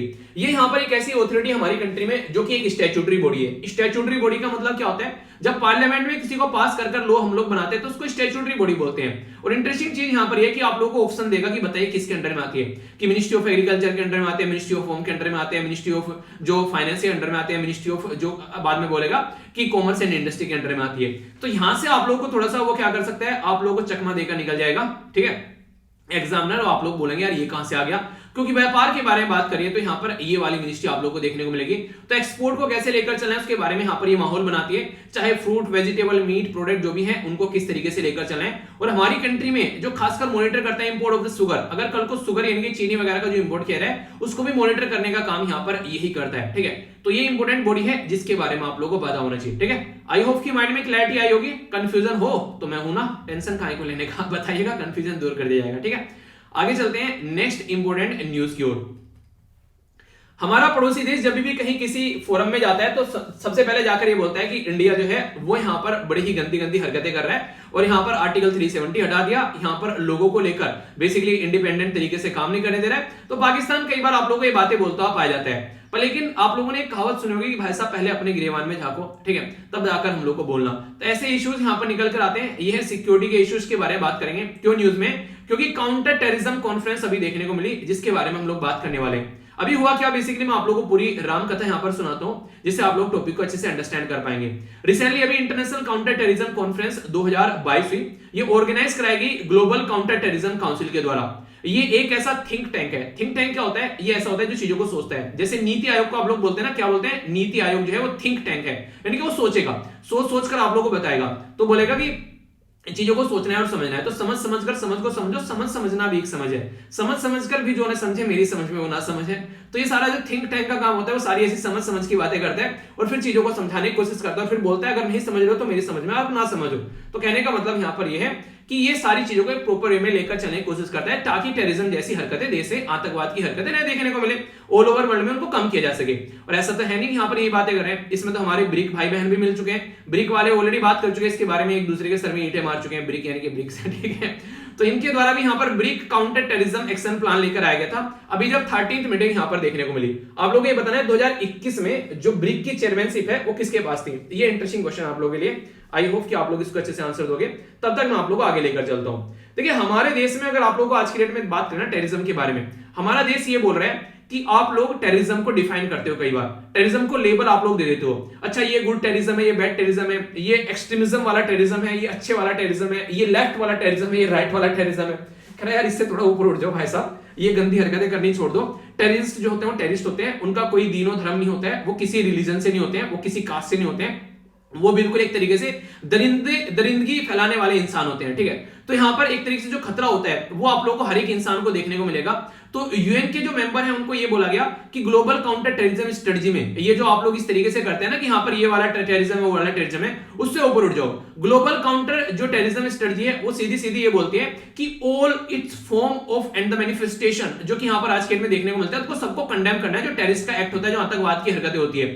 तो यहाँ पर जस्टिफिकेशन मत दो यार टेररिज्म की, ये टेररिज्म सही है और वो टेररिज्म सही है, तो ये लेबलिंग करना छोड़ दो, ये बिल्कुल गंदी बात है, ठीक है। तो आज करेंगे तेरे साथ गंदी बात, तो टेररिज्म के साथ में गंदी बात मत करो कि उसको इस तरीके से आप लोग कर रहे हो, इसको साइड में रख दो उठाकर। टेररिज्म होता है, ये बिल्कुल ऐसे हो गया कि ये रेप कैसा है, ये रेप तगड़ा रेप है ना, इसने एक तरीके पूरी सोसाइटी उबलकर सामने आ गई। चलो यार ये रेप कैसा है, इसको तो छोड़ देते हैं, ठीक है। क्यों, एक तरीके से एक ऐसे इंसान के साथ में हो गया जिसका ज्यादा रुबाब नहीं है सोसाइटी में। तो कई बार ऐसी चीजें आप लोग को देखने को मिलती है। एक रेप है लोगों को सड़कों पर उतार देता है, दूसरा रेप है लोगों को कानों पर जू तक नहीं रेंगती है, तो ये गलत है। रेप होता है, सबकी रिएक्शन एक जैसी होनी चाहिए, तो ये आप लोग बोल सकते हैं, पहली बात। दूसरी इंपॉर्टेंट बात है यहाँ पर एक तरीके से नया, एक तरीके से रिलीजियोफोबिया हो गया। फोबिया क्या होता है? डर। आप लोगों ने सुना होगा कई बार कि कई सारे लोगों को बाहर के लोगों से डर लग जाता है, ठीक है, जिसको जिनोफोबिया आप लोग बोल देते हैं, ठीक है, कि बाहर का लोग है, अनजान लोग है, उससे डर लग गया, जिनोफोबिया बोल दिया आप लोगों ने। ऐसे ही रिसेंटली अभी यहां पर देखने को मिला, जितने भी टेररिस्ट निकल कर आ रहे हैं वो कहीं ना कहीं डायरेक्ट और इनडायरेक्ट वे में देखने को मिला कि मुस्लिम कम्युनिटी से निकल कर आए, क्योंकि एक्सट्रीमिज्म काफी ज्यादा देखने को मिल रहा था कई सारे देश में, जैसे आईएसआई ने। ऐसा नहीं बोल सकते इसको, ऐसा बोलिए कि कुछ लोग ऐसे थे जिन्होंने एक रिलीजन का फायदा उठाकर, यहां पर आईएसआई है जिसे इस्लामिक स्टेट अपने आप को बोलते हैं, तो रिलीजन का फायदा उठाकर उन्होंने अपने आप को एक टेररिज्म ऑर्गेनाइजेशन को चलाना स्टार्ट कर दिया रिलीजन की आड़ में, ठीक है। रिलीजन कभी नहीं बोलते आप लोगों को टेररिस्ट बनने के लिए, तो इस तरीके से आप लोग इसको बोलिए, ठीक है। तो इस तरीके से लोगों को क्या हुआ, लोगों को तो पता है कि जब नाम में ही रख दिया कि इस्लामिक स्टेट यहां पर, तो इसका लग गया कि यार इस्लामिक जो बेसिकली कंट्री है या फिर इस्लाम को फॉलो करने वाले जो लोग हैं वो टेररिज्म फैला रहे हैं, तो लोगों के अंदर में इस्लामोफोबिया हो गया, ठीक है। तो ये कंडीशन आप लोगों को यहां पर देखने को मिलेगी। तो ऐसी ही कंडीशन यहां पर अगर आप लोगों से बात करें, मैंने आप लोगों से कल ही डिस्कस किया था होलोकॉस्ट के बारे में, और एक मॉर्निंग में भी हिंदू में आर्टिकल था होलोकॉस्ट के बारे में। तो एंटी सेमिटिज्म इसको बोलते हैं, बेसिकली यहूदी विरोध भावना। हिटलर के अंदर यहूदियों को लेकर विरोध भावना थी, तो यहां पर हिटलर अपने आप को सुपीरियर रेस का प्राणी बताया करता था, तो उसके चलते आप लोग यहां पर देखने को मिला तो दुनिया भर के लगभग 60 लाख यहूदियों को मार दिया उसने भाई साहब ने, ठीक है। तो इससे आप लोग लगा सकते हैं। इसी के साथ में आप लोग बात करें तो क्रिश्चियन जो होते हैं तो उनको लेकर फोबिया हो गया, तो बोला गया कि इन 3 टर्म्स को तो लेकर आप लोग यूज कर लेते हो यहां पर भाई साहब। आज की डेट में ना हिंदू को भी लेकर फोबिया है, बुद्धिस्ट को भी लेकर फोबिया है, सिख को भी लेकर फोबिया है, यानी कि हर एक रिलीजन में आप लोग को देखने को मिलेगा। तो डिवाइड मत करो यार कि हाँ तुम्हारे वाले में फोबिया और इनमें फोबिया नहीं है, ठीक है। तो हर जगह आप लोग को देखने को मिलेगा, कई जगह जो हिंदू लोग हैं उनको मारा काटा जाता है, कई बार हिंदू जो टेरिटरी में किसी और को मारा काटा जाता है। तो हर एक रिलीजन में आज के में आप लोग को देखने को मिलेगा। तो ये रिलीजन फोबिया हो गया, ना कि इस्लामोफोबिया हो गया या फिर क्रिश्चियन या फिर यहाँ पर एंटी सेमिटिज्म फोबिया हो गया, ठीक है। तो इनसे थोड़ा सा ऊपर उठो यार आप लोग। ये एक तरीके से एक सिंगल टर्म इसको लो दो, इसको बोलो रिलीजन फोबिया, ठीक है। तो एक तरीके से इसको रिलीजियो फोबिया इसको बोलियो, यानी कि सारे रिलीजन इसके अंदर इंक्लूड हो जाएंगे। तो यहां पर ये अलग है कि आप लोग एक पर्टिकुलर रिलीजन के नाम पर बात करें, तो कोई भी ऐसा अगर फियर देखने को मिले रिलीजन के नाम पर, रिलीजियस फेथ के नाम पर, रिलीजियस पीपल के नाम पर या ऑर्गेनाइजेशन के नाम पर कोई भी ऐसी हरकतें करता है, तो सबको काउंट करना है आप लोगों को। तो ये इंपॉर्टेंट है, तो इसको ऐसे सेपरेट मत करो कि फालतू में आप लोग खुद ही इनको बांटे बैठे हो और फिर यहां पर सॉल्यूशन निकल के कुछ नहीं आता है। तो ये इंपॉर्टेंट है। तो इंडिया के द्वारा ये इशू उठाया गया, तो अच्छा इशू लगा पर्सनली मुझे। हाँ, ऐसे बातें करनी चाहिए, सही है, इस तरीके से चीजों को लेकर चलना चाहिए। अब इंडिया का जो एफर्ट है यहाँ पर काउंटर टेररिज्म को, वही बात होगी कि महात्मा गांधी जी बोलते थे कि पहले अपने आप काम करूंगा तब तुमको बताऊंगा ये काम करना है नहीं करना है, ठीक है। मैं आप लोगों को बोलता हूँ सुबह 6:30 बजे उठ जाओ, ठीक है। क्यों? क्योंकि मैं ऑलरेडी आप लोगों से पहले उठा हुआ होता हूं, ठीक है। तो मैं पहले उठता हूं मॉर्निंग में, तो मैं उठता हूं तो सिर्फ आप लोगों को 6:30 बजे बोलने का हक रखता हूं। पता चला मैं ही सुबह को उठ रहा हूं भाई साहब 7 बजे, तो मेरा हक नहीं बनता है मैं आप लोगों को बोलूं सुबह 6:30 बजे उठ जाओ, ठीक है। तो बिल्कुल ऐसे है कि इंडिया ने एफर्ट लगाए हैं तो समझ में आता है, तभी बोले दुनिया को काउंटर टेररिज्म पर काम करना चाहिए। जी हाँ, बिल्कुल क्या है। तो India annual resolution on counter terrorism पर लेकर आता है। हम लोगों ने अडॉप्ट किया यूएन जनरल असेंबली का, जो बेसिकली यहाँ पर फर्स्ट कमेटी के अंदर ही, कि कैसे यहाँ पर स्टेट स्पॉन्सर्ड टेररिज्म, जो क्रॉस बॉर्डर टेररिज्म होता है, वो हमको नुकसान पहुंचाता है और इंटरनेशनल पीस और सिक्योरिटी को नुकसान पहुंचाता है। इंटरेस्टिंग चीज बताऊं आप लोगों को, यहाँ पर एक टाइम ऐसा था कि पाकिस्तान की साइड से दुनिया भर के अटैक हमारे ऊपर किए गए, ठीक है। कहीं पार्लियामेंट पर अटैक कर रहा है, कभी यहाँ पर मुंबई के अंदर अटैक हो गए। हम दुनिया के सामने चिल्लाते रहते थे यार पाकिस्तान हमारी कंट्री में अटैक करा रहा है, और उसको बोलते हैं स्टेट स्पॉन्सर्ड। स्टेट स्पॉन्सर्ड मतलब जो भी टेररिज्म है वहां पर वो कहीं ना कहीं पाकिस्तान की मिलिट्री के द्वारा उनको सपोर्ट किया था। वो उनके चाचा फूफा ताऊ नाना के बच्चे लगते हैं सारे, जो कि यहाँ पर उनको एक तरीके से कैरियर है उनका, उनको जो मिलते हैं क्या वो आपको टेररिस्ट बना देते हैं। और तो कुछ काम करोगे नहीं, आप टेररिस्ट बना देते हैं। पढ़ा लो लिखा लो उनको, ढंगा कुछ काम करा लो, पर नहीं, उनको टेररिस्ट बनाएंगे। पढ़ने लिखने में नहीं लगाएंगे, उनको ये दिखाएंगे कि बॉर्डर खोदकर इंडिया की साइड में कैसे निकला जाता है, चूहा बनाएंगे उनको। तो ये हरकतें आप लोगों को देखने को मिलती है कि इंडिया की साइड में चले जाओ, बॉर्डर को खोदकर नीचे से, ठीक है, या फिर ड्रोन से जाकर हथियार गिरा दो, वहां पर बॉम्ब गिरा दो ड्रोन से जाकर, मतलब उल्टी हरकतें करेंगे सारी। वो नहीं कहते इंसानों वाली हरकतें नहीं है, सारी जानवरों वाली हरकतें करेंगे। तो ये ऐसी हरकतें जो इनके द्वारा की जाती है, तो स्टेट स्पॉन्सर्ड होता है, यानी कि स्टेट को पता है कि वो हरकतें कर रहे हैं और उसकी वजह से यहाँ पर क्रॉस बॉर्डर जाकर टेररिज्म फैला रहे हैं। तो इंडिया ने दुनिया को बोला कि ऐसा कुछ देखने को मिल रहा है, तो दुनिया ने बोला यार तुम्हारे पाकिस्तान की बनती नहीं है, तुम इसलिए ऐसी बातें करते रहते हो।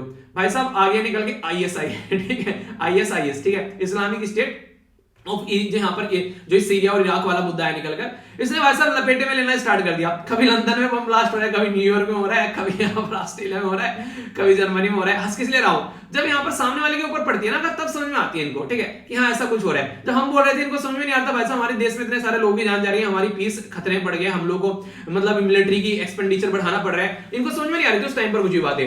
फिर इनको समझ में आ गई कि अच्छा ये तो है भाई, कुछ कुछ तो है, इंडिया सही बोल रहा था। इंडिया ने बोला अच्छा माने तो, पर माने वही कि डॉक्टर वाली बात मुझे याद आती है। एक चुटकुला आप लोगों को सुनाता हूं, थोड़ा सा मतलब सुनने में ओड लग सकता है, फिर भी आप लोगों को बताता हूं, उसको अदरवाइज मत लेना, ठीक है। एक डॉक्टर था और एक हकीम था, ठीक है। तो डॉक्टर था वो भाई साहब अंग्रेजी पढ़ाई पढ़ गया है, और एक हकीम था बेचारा, वो बूढ़ा हो चुका था काफी हकीम। तो डॉक्टर जो था उसने सोचा कि हकीम के पास में इतने सारे लोग आते हैं, मेरे पास में नहीं आते हैं, तो हकीम का चलो देखता हूं ये क्या इलाज करता है, हकीम का मजा लेता हूं।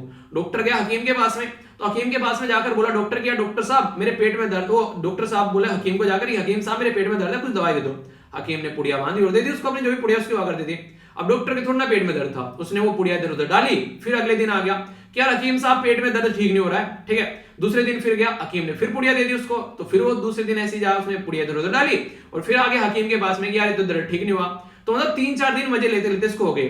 फिर जब एक दिन और आया तो फिर कैसे ये बात की हकीम ने फिर दवाई दी, और यहाँ पर वो चला गया, और फिर उसको फेंका, और फिर उसको लगा कि बतेरे मजे लेने के, बहुत मौज ले ली। अब जाकर बोलते हैं कि हकीम भाई साहब की ठीक हो गए होंगे, ठीक है। तो जब इसको मन आ गया कि हाँ ठीक हो गया, तो उसने बोला हकीम को जाकर, तो हकीम ने क्या किया, लास्ट दिन जो है उसको बोला कि मतलब बहुत ही गंदी चीज, मतलब ये मन है कि गोबर वगैरह फिर कुत्ते का देने एक तरीके से जो वेस्ट होता है उसको उठाकर उसने पुड़िया में पीसा, उसको दे दिया। तो उसने बोला कि माना तो है पर माना है गोबर खा के, तो ठीक है कि डॉक्टर माना तो पर माना गोबर खा के। तो ऐसा कुछ डायलॉग था, मतलब एक तरीके से कि कहने का मतलब है कि जब तक नहीं सुना, जब तक तेरे साथ में उल्टी सीधी हरकतें नहीं की। अब डॉक्टर तो उस तरीके से मना कर गया, पर लेकिन हकीम ने अपना जो था उसने जोक पूरा मारा, और तब जाकर चीजें तो नॉर्मल हुई। तो कहने का मतलब यहाँ पर है कि जब हम लोग बोल रहे थे इनको तब समझ में नहीं आ रहा है, माने तो तब माने ही जब इनके ऊपर खुदा के पड़ी, ठीक है। तो एक कंडीशन आप लोग समझ सकते हो, ठीक है। तो यही बातें हैं यहाँ पर। तो comprehensive convention on international terrorism, ये 1996 में आप लोगों को यहाँ पर देखने को मिला। तो इसको कैसे आगे लेकर चलना, इसके लिए लीगल फ्रेमवर्क की यहाँ पर बात की गई। और कॉम्प्रिहेंसिव कन्वेंशन ऑन इंटरनेशनल जो टेररिज्म है, ये बेसिकली इंडिया के द्वारा प्रपोज किया गया था यूएन जनरल असेंबली के द्वारा इसके अंदर में, ताकि इनको चीजों को हम लोग आगे लेकर चल सके। क्यों? क्योंकि भाई साहब हम तो झेल रहे थे, हमारे सर पर तो नाच रहे थे भाई साहब पाकिस्तान के टेररिस्ट, तो हमको तो देखना पड़ा यहाँ पर। तो हम लोग पहले से इसके पीछे पड़े होते कि भाई साहब इसको लेकर चलो। तो ये सारी चीजें फिर निकल कर आई। आगे कुछ और हरकतें घटी यहाँ पर। यूएसए के अंदर एक बिल्डिंग थी, उसमें से हवाई जहाज निकाल दिया ओसामा बिन लादेन ने। यूएसए वाले को लगे तो कुछ ज्यादा ही हो गया। तो फाइनेंशियल एक्शन टास्क फोर्स के द्वारा, इससे पहले मनी लॉन्ड्रिंग के बारे में बात किया करते थे, बस उसी दिन इन्होंने टेररिस्ट फाइनेंसिंग ऐड कर दी। क्योंकि इतना बड़ा हवाई जहाज आया कहां से, जिसको यहाँ पर ये मिल गया है टेररिस्ट को हवाई जहाज, उन्होंने बिल्डिंग में से लगा दिया, लगभग 3,500-4,000 हजार लोगों की जान चली गई। तब इनको समझ में आया कि भाई साहब कुछ तो गड़बड़ चल रही है। तब इनकी आंखें खुली और इन्होंने बोला हाँ भाई साहब दिक्कत तो है यहाँ पर। तो इसके चलते इन्होंने फिर टेररिज्म पे ऊपर एक तरीके से रोक लगानी स्टार्ट की और पाकिस्तान के ऊपर लगाम कसना स्टार्ट करी। वहीं से ये पाकिस्तान जो है वो अब यहाँ पर इसकी ग्रे लिस्ट में पड़ा हुआ है, ठीक है। तो बार बार उसको बोला था कि ब्लैक लिस्ट में भेज दें। क्यों? क्योंकि उसके जो फूफा है, उसके ताऊ चाचा जो है वो बम लिए बैठे रहते हैं हर टाइम। उसको बोलता है कि सुधारो उनको, पर ये सुधारते नहीं है। तो ये इश्यूज आप लोगों को देखने को मिल जाते हैं। तो ये काफी एक इंपॉर्टेंट मुद्दा बन जाता है। अब अपनी टेरिटरी के अंदर हम लोगों ने क्या कर रखा है, आप लोगों को पता होगा। ये जो दृश्य देखता हूं ना, मुद्दे कई बार रोना आ जाता है। क्यों? क्योंकि मैंने कई सारे इंटरव्यू यहाँ पर सुने बाद में, अभी रिसेंटली भी जब यहाँ पर ये पूरा उन्हें था कि पूरा साल होता है कंप्लीट कि हाँ मुंबई टेरर अटैक होता है, यहाँ पर ये ताज होटल के अंदर दिक्कतें देखने को मिली थी, वो सारा जब भी मुद्दा निकल कर आता है तो उसमें कई सारी फैमिलीज के इंटरव्यू ले आते हैं। तो सॉरी, रिसेंटली अभी मैं एक इंटरव्यू सुन रहा था उसमें, तो उसमें मतलब जो परिवार वाला जो बंदा था जिसके परिवार मर गया इसके अंदर यहाँ पर उस टाइम पर, वो भाई साहब रोने लगा डिस्कशन में, डिबेट करते करते उसकी आंखों में आंसू आ गए, ठीक है। तो यानी कि उससे पूछा जाता है कि क्या हुआ था उस टाइम पर, उसको थोड़ा एक्सप्लेन कर दो, आप तो वहां पर लाइव थे, आपने क्या देखा। तो वो वहां पर बेसिकली सेलिब्रेट करने गया था, बाहर कहीं रह रहा था, सेलिब्रेट करने के लिए इंडिया में आया था। तो आने के बाद में कंडीशन कुछ ऐसी होगी। तो ये ऐसी चीजें आप लोगों को देखने को मिलती है। तो हम लोग पढ़ लेते हैं वो एक अलग बात है, पर फील किया करो जिनके साथ में चीजें हुई हैं क्या उस टाइम पर हुआ होगा। तो तब हमारी कंट्री में unlawful activity and prevention amendment act के बारे में बात की गई, एंटी टेररिज्म के बारे में, नेशनल सिक्योरिटी गार्ड के बारे में बात की गई। हाँ भाई साहब इनको सबको रोकेंगे।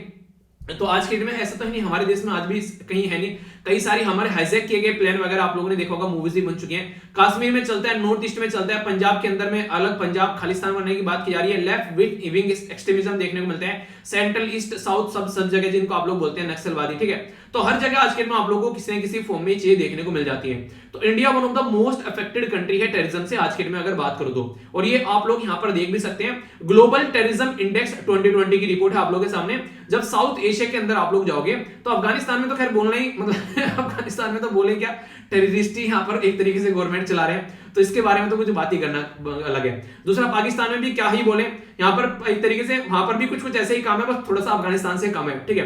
पर लेकिन हमारे देश में क्या, हम तो वैसा इलेक्टेड गवर्नमेंट चला रहे हैं, हमारी मिलिट्री भी ढंग से काम कर रही है, सारी चीजें सही से चल रही है, इकोनॉमी सही से चल रही है, हमको भी ये सारी चीजें झेलनी पड़ रही है। तो हम लोग यहाँ पर दिक्कतें झेलते हैं क्योंकि पाकिस्तान की साइड से हरकतें होती है मैक्सिमम टाइम, ठीक है। कभी कश्मीर में, कभी मुंबई में, तो ऐसी ऐसी हरकतें करते रहते हैं जिसकी वजह से इशू निकल कर आते हैं। और हमारी रैंक इसीलिए ग्लोबल नंबर पे 8वें नंबर पर आप लोगों को देखने को मिलेगी, ठीक है। तो ये कुछ बातें हैं जो आप लोग समझ पाएंगे। और भूटान का किसी से कोई मतलब ही नहीं है। भूटान कहता है कि ऐसा है, मेरे से किसी का कोई मतलब नहीं है, आप लोग अपनी जिंदगी को एंजॉय करते रहो, हम शांति प्रिय प्राणी है, ठीक है। एक इंटरव्यू सुन रहा था, उसमें अभी भूटान के जो प्राइम मिनिस्टर साहब थे वो यहाँ पर आए हुए थे देश के अंदर में। तो यहाँ पर वो जो थे मुकेश अंबानी बैठे हुए थे, तो मुकेश एक जोक मारा इनके द्वारा कि जितना आपके पास में पैसा है, मतलब टोटल इतनी हमारी जीडीपी है भाई साहब, ठीक है, तो कुछ रहमो करम कर लेना हमारे ऊपर। तो ऐसी चीजें आप लोग देखने को मिलेगी। तो यार यही है कि समझने वाली चीजें हैं। तो पूरा आर्टिकल ये था। आई होप कि आप लोगों के माइंड में क्लैरिटी होगी। कोई कंफ्यूजन हो तो बताना, फिर उसको दूर कर दिया जाएगा। नेक्स्ट इंपोर्टेंट आर्टिकल यहाँ पर जीएस पेपर 2 में काफी इंपोर्टेंट आप लोगों को यहाँ पर ये देखने को मिलेगा। रीजनल ग्रुपिंग होती है, इंटरनेशनल ट्रीटीज एग्रीमेंट होते हैं, इंटरनेशनल जो यहाँ पर इंस्टीट्यूशन होते हैं, कई बार आप लोगों ने इनके बारे में सुना होगा। तो इस आर्टिकल को समझते हैं आखिर मुद्दा क्या है। मुद्दा यहाँ पर अभी ये निकल के आया रिसेंटली, अगर आप लोग बात करोगे तो एक कंट्री है जिसका नाम है बुर्किना फासो।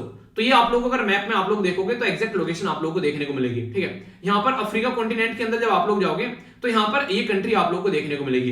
ये भाई साहब जो स्मार्ट से लोग आप लोगों को स्क्रीन पर दिख रहे हैं यहाँ पर, ये यहाँ पर इसके प्रेसिडेंट है, ठीक है। चश्मा वश्मा लगा के, गले में रुमाल रुमाल डाल के, बिल्कुल मस्त तरीके से घड़ी और चैन अंगूठी पहन के बिल्कुल मस्त लग रहे हैं, ठीक है। तो ये यहाँ पर इसके प्रेसिडेंट थे। तो प्रेसिडेंट साहब जो है उनको उठाकर फेंक दिया मिलिट्री ने। मिलिट्री ने बोला बहुत हो गई तुम्हारी अय्यासी, अब निकलो। क्यों, रीजन क्या है समझ लेते हैं उसके बारे में। हुआ ये यहाँ पर अभी रिसेंटली प्रेसिडेंट को उठाकर मिलिट्री कू कर दिया गया। इनके मिलिट्री ने अपने हाथ में पावर ले ली, संविधान को सस्पेंड कर दिया, गवर्नमेंट को डिसोल्व कर दिया, असेंबली को खत्म कर दिया और बोला अब से यहाँ पर कंट्री जो है वो हम संभालेंगे, तुमसे ना हो पाएगा, तुम साइड में हो जाओ। ऐसा नहीं है कि यहाँ पर बुर्किना के फासो के अंदर ही देखने को मिला, पड़ोसी देश माली के अंदर भी हो गया, इसी के साथ में यहाँ पर गिने के अंदर भी आप लोगों को देखने को मिलेगा। और कुछ दिनों पहले चैड के अंदर हम लोगों ने डिस्कस किया था कि प्रेसिडेंट जो इदरिस देबे थे, उनकी तो गोली मारकर हत्या कर दी गई कि बाहर से आए थे कई सारे अंग्रेज टाइप के लोग, उन्होंने उड़ा दिया उनको, ठीक है। तो यहां तक प्रेसिडेंट को उड़ा तक दिया यहाँ पर। तो माहौल ऐसा देखने को मिला यहाँ पर कि अभी यहाँ पर मिलिट्री को लगा कि भाई साहब अगर हम लोगों ने अभी यहाँ पर पावर अपने हाथ में नहीं ली तो कुछ गड़बड़ हो जाएगी। गड़बड़ क्यों हो जाएगी, पड़ोस में है माली। माली में काफी लार्ज स्केल पर आप लोगों को जैसे अलकायदा टाइप में ना एक तरीके से आईएसआई के जो टेररिस्ट काफी ज्यादा आप लोगों को देखने को मिलेंगे। तो ये दिक्कतें देखने को मिली थी, जिसकी वजह से काफी सारी प्रॉब्लम यहाँ पर निकल कर आ रही थी। अभी मैं आप लोगों से कुछ बातें करता हूं जिसके बारे में। ये एक फ्रेंच कॉलोनी हुआ करती थी, इसका नाम था बुर्किना फासो, ठीक है। तो सफर कर रही थी यहाँ पर इंस्टेबिलिटी की वजह से। जब से आजाद हुई 1960 से कई बार यहाँ पर मिलिट्री को हो चुके हैं, आज की बात नहीं है, बार बार यहाँ पर ये हरकतें देखने को मिलती रहती है। और नॉर्मली आप लोगों को इंटरेस्टिंग चीज ये जानने को मिलेगी, ये जो कंट्री है यहाँ पर भाई साहब सोने का एक तरीके से खदान आप लोगों को देखने को मिलेगा। पर वही है सोना किस काम का, जब यहाँ पर कोई प्रॉपर वे में चीजें नहीं चल पाती है। इसको land of the honest man बोला जाता है इस जो बेसिकली कंट्री को। थॉमस जो संकरा है उनके द्वारा यहाँ पर ये नाम रखा गया था। हालांकि बाद में चलकर उन्होंने भी अपनी जान गंवानी पड़ गई 1987 में। तो ये पावर में आए थे 1983 में, जिनके द्वारा ये नाम दिया गया था। कंट्री जो है यहाँ पर वो इस्लामिक जो इंसर्जेंसी की वजह से काफी ज्यादा दिक्कत में रहती है। पड़ोस में माली है, वहां से आप लोगों को यहाँ पर ये दिक्कतें देखने को मिलेगी। और 2015 से कुछ ज्यादा ही चीजें स्टार्ट हो गई, ठीक है। तो इसके चलते कई बार कंट्री के अंदर में काफी सारी दिक्कतें देखने को मिलती थी, जिसकी वजह से आर्मी कई बार टेंशन में रहती थी यहाँ पर, ठीक है। एक तरीके से यहाँ पर कई सारी चीजें डैमेज हो रही है, टूरिज्म नहीं बढ़ रहा है यहाँ पर, क्योंकि यहाँ पर खतरे मंडराने लगे, लोगों की हालत खस्ता होने लगी। तो यहाँ पर रिसेंटली अभी नवंबर के महीने में 2021 में 53 के करीब जो यहाँ पर मेनली जो सिक्योरिटी फोर्स के मेंबर है उनकी जान चली गई जिहादिस्ट लोगों के हाथों, यानी कि जो भी यहाँ पर ये इस्लामिक इंसर्जेंसी थी इनके हाथों कई सारे लोगों की जान चलेगी। तो यहाँ पर फिर आर्मी को लगा यार अब तो जो है पानी सर से ऊपर हो रहा है, अब कुछ करना पड़ेगा। तो एक लैंडलॉक कंट्री है यहाँ पर जो कि आप लोगों को देखा, और काफी गरीब ये देश आप लोगों को यहाँ पर नजर आएगा।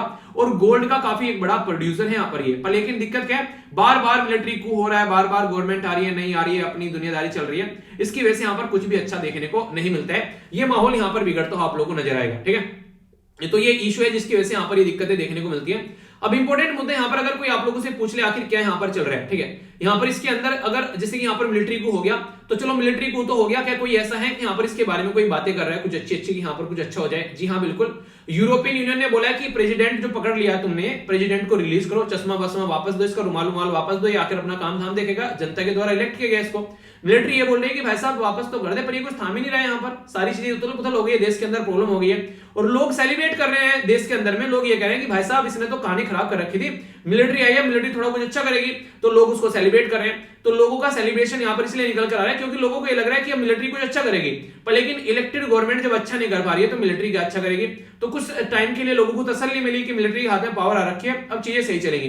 पर लेकिन देखो कब तक चीजें सही चलती हैं। यूएन जनरल असेंबली के द्वारा कंडेम किया गया कि गवर्नमेंट जो है वो इलेक्टेड लोगों के हाथ में होनी चाहिए। अफ्रीकन यूनियन के अंदर भी खुद यहाँ पर इसके बारे में बातें की गई जो यहाँ पर कि यहाँ चीजों को सही करना है। पर लेकिन बोलते रहो जिसको जो बोलना है, मिलिट्री तो पावर में आ गई। उसने बोला कि ऐसा है, हम है पावर में, हम है यहाँ के मालिक, ठीक है। जैसे अरविंद केजरीवाल साहब बोलते हैं कि दिल्ली के मालिक हम है, तो मिलिट्री ने बोल दिया कि बुर्किना फासो के मालिक हम है, और जब हमको लगेगा हम तब चीजें लेकर चलेंगे, तुमसे हमको कोई फर्क नहीं पड़ता है।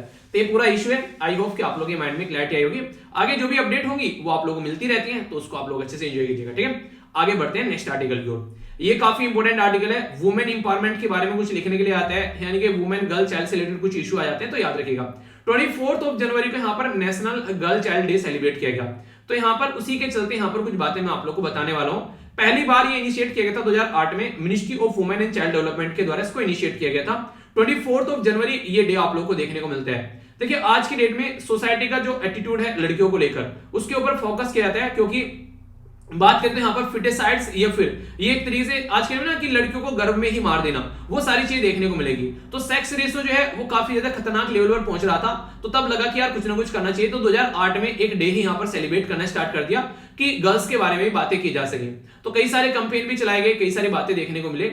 Save the girl child webinar देखने को मिला यहाँ पर, जो कि नेशनल कमीशन फॉर वुमेन के द्वारा स्टार्ट किया गया, जिसमें यहां पर लड़कियों की एजुकेशन, हेल्थ और न्यूट्रिशन के बारे में बात की गई कि हाँ लड़कियों के बारे में बातें करनी है, नॉर्मली लड़कियों के बारे में बातें नहीं करते हैं। प्रधानमंत्री राष्ट्रीय बाल पुरस्कार 2022 में अगर बात करें तो 29 के करीब चिल्ड्रन आप लोग यहां पर देखने को मिल रहे हैं, ठीक है। तो उसमें अलग अलग फील्ड में क्या क्या एक्सेप्शन उनके द्वारा किया गया है, ठीक है। जैसे कि अचीवमेंट क्या क्या देखने को मिला, तो वहां पर लड़की भी आप लोग को देखने को मिलेगी, आधे के करीब लड़के हैं यहाँ पर, ठीक है उसमें, और आधे लड़के हैं। 1-1 लाख रुपए यहां पर उनको दिया जा रहा है। तो कहीं ना कहीं यहां पर वुमेन इंपावरमेंट के बारे में यहां पर बात की जा रही है। तो empowering and the educating the daughters of the nation, तो ये बेसिकली फोकस यहां पर दिया गया ताकि चीजों को लेकर हम लोग आगे बढ़ सके।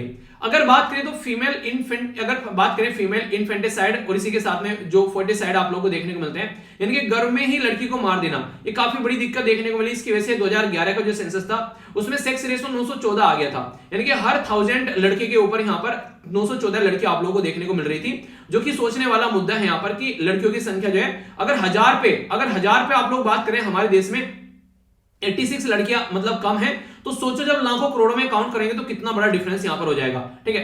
दूसरा मुद्दा चाइल्ड मैरिज का काफी ज्यादा यहां पर चल रहा था। हालांकि ये अभी जब नेशनल फैमिली हेल्थ सर्वे प्रस्तुत किया गया उसमें थोड़ा सा कम हो गया, पर लेकिन ऐसा नहीं बहुत कम हो गया, 27 से बढ़कर 23 हो गया, यानी कि 4% की कमी आई है। बच्चों की शादी कर दी जाती है बचपन में ही, और 1.5 मिलियन गर्ल्स जो है अंडर 18 के मैरिज कर दी जाती है। वैसे हम लोग एज जो है लड़कियों की शादी की 21 कर रहे हैं, पर लेकिन यहाँ पर अंडर 18 की भी मैरिज दुनिया भर की होती है, और जिसके चलते हमारे देश में दुनिया में सबसे ज्यादा ये यहाँ पर लड़कियों की मैरिज करने वाला देश हमारा देश में रहता है, जो कि अंडर एज होती है, ठीक है। एजुकेशन के बारे में बात करें तो उसके ऊपर ज्यादा फोकस रहता नहीं है। ड्रॉप आउट स्कूल में देखने को मिलेगा, स्कूल में स्टार्टिंग में तो भेज देते हैं, पर जैसे जैसे बड़ी होती है घर के काम काज में लगा दिया, ठीक है, वो दिक्कतें देखने को मिलेगी। तो गर्ल्स का जो ड्रॉप आउट रेट है वो यहाँ पर ज्यादा देखने को मिलेगा एज कंपेयर टू बॉयज, ठीक है।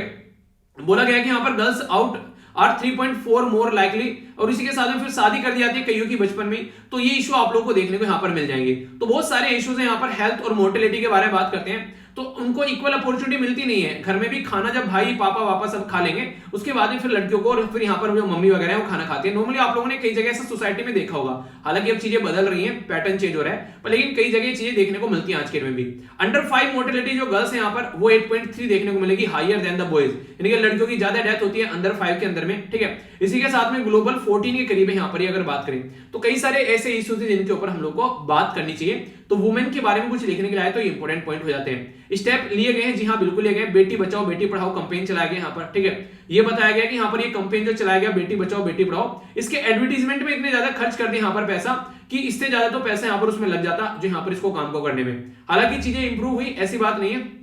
जो सेक्स रेशो डिक्लाइन हो रहा था वो थोड़ा सा बड़ा यहाँ पर, ऐसा यहाँ पर बोला गया, ठीक है। इसी के साथ में सुकन्या समृद्धि योजना यहाँ पर देखने को मिली 2015 में, तो इसके चलते यहाँ पर welfare of the girl child के बारे में बात की गई और पेरेंट को एनकरेज किया गया कि इन्वेस्ट करे और बिल्ड करे एक फंड, ताकि उसके आगे चलकर उसके फ्यूचर में उसकी शादी और पढ़ाई कराई जा सके। पढ़ाई करा दो, उसको अफसर बना दो, एक ऐसी पोजीशन पर पहुंचा दो, फिर शादी की जरूरत ही नहीं पड़ेगी, अपने आप देख लेगी यहाँ पर उसको शादी करना है नहीं करना है, किसी की हिम्मत नहीं होगी कुछ बोलने की। तो सबसे बड़ी बात है कि लड़की को उसके पैरों पर खड़ा कर दो, आप लोगों को पूरी जिंदगी उसकी टेंशन लेने की जरूरत नहीं पड़ेगी। पर स्टार्टिंग में उसकी शादी के पीछे पड़ जाओगे वो सब चीजों के, तो फिर जिंदगी उसकी टेंशन भी लेनी पड़ती है, ठीक है, कि कैसे है कैसे रखना है। अगर कल को चलकर सोचो कि लड़की जो है वो IAS बन गई, लड़की जो है IPS बन गई, ठीक है, लड़की ने कोई ओलंपिक का मेडल ले लिया, किसी की हिम्मत है ससुराल वाले की कोई उसको उल्टा सीधा बोल देगा, या फिर उसको सप्रेस करेगा, या फिर उसको मारपीट करेगा, कभी भी नहीं करने का, ठीक है। तो इसलिए उसको सशक्त बनाना ही एक सबसे आसान तरीका है। CBSE के द्वारा उड़ान स्कीम स्टार्ट की गई, जिसमें यहाँ पर लो एनरोलमेंट जो रेशो था लड़की का, तो उनको यहां पर बढ़ाने की कोशिश की गई। खासकर इंजीनियरिंग इंस्टीट्यूशन के अंदर भी यहां पर लड़कियों को लाने की बात की गई।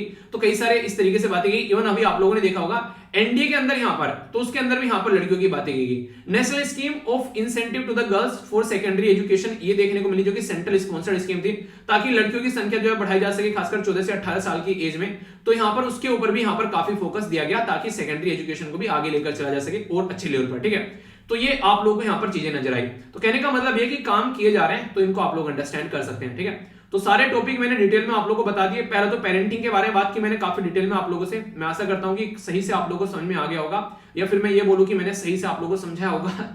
अगर हाँ तो बताइएगा। दूसरा यहां पर बात करें तो टेररिज्म के बारे में बात की। हमारा पड़ोसी देश पाकिस्तान के आगे हरकतें कर रहा है, उसके बारे में समझी।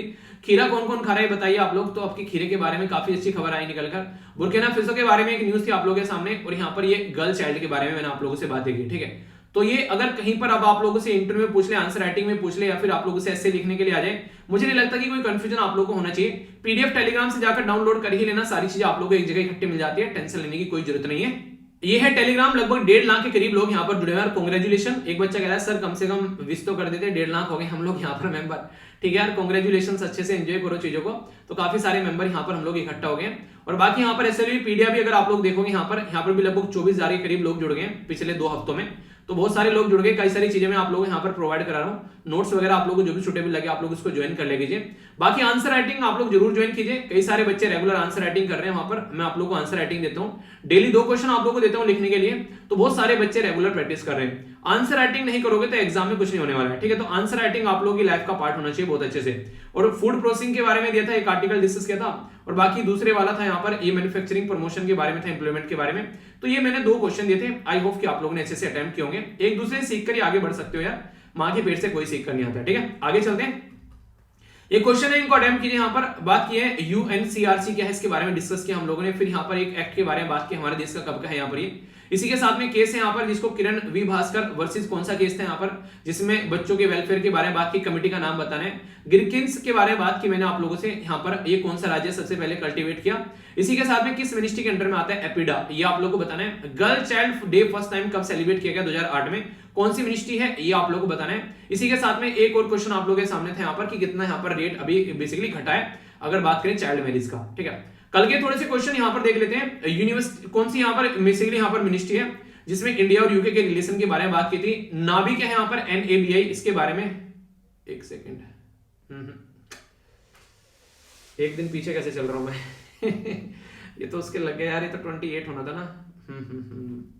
चलिए पीडीएफ में प्रोवाइड करा, 27 का आना था ना, यहाँ पे मैंने 26 का लगा दिया, सॉरी यार। 26 का ही था ना ये।